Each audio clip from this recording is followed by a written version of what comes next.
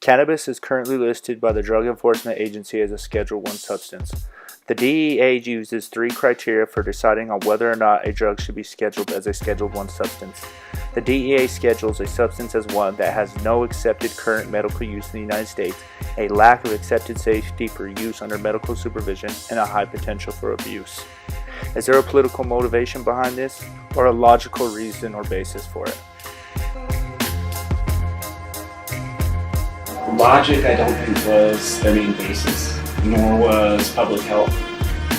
I think the main considerations in grouping marijuana with Schedule I were political, as most of the Vietnam protesters were young, liberally minded, and heavily minority.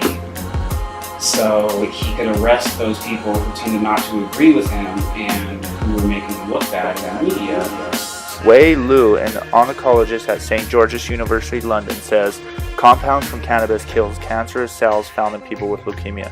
Further, cannabinoids have a complex action. It hits a number of important processes that cancers need to survive. Charlotte Figge was 2 years old, having 3 seizures an hour, and in a serious state of cognitive decline. Her parents turned to marijuana that was high in CBD content. Under the monitoring of Dr. Margaret Jed and a Harvard physician, Alan Shackelford, Charlotte is now 6 years of age with only 2 seizures a month, no medication, all due to her cannabis treatments.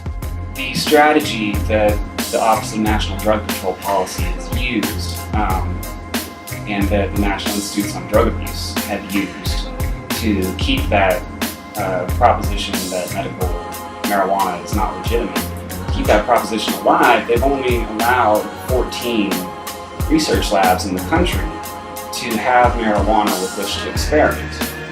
So, if only 14 labs in the country are given marijuana and money from the government to do marijuana experiments, and they want to keep that money coming in and keep that prestigious role, they tend not to disagree so much with the government.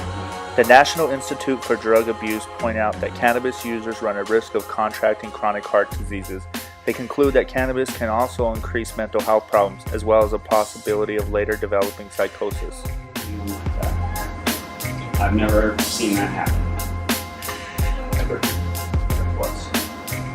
No, I've seen it happen many times. Cocaine, heroin, pills, all that fun stuff. But marijuana, no. Right. Alcohol is actually, I think, what has ruined most people's.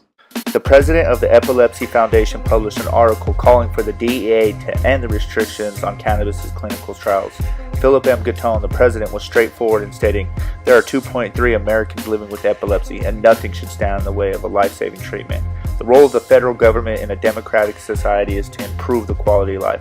I say start the clinical trials, and Congress should take cannabis off the Schedule I substance list."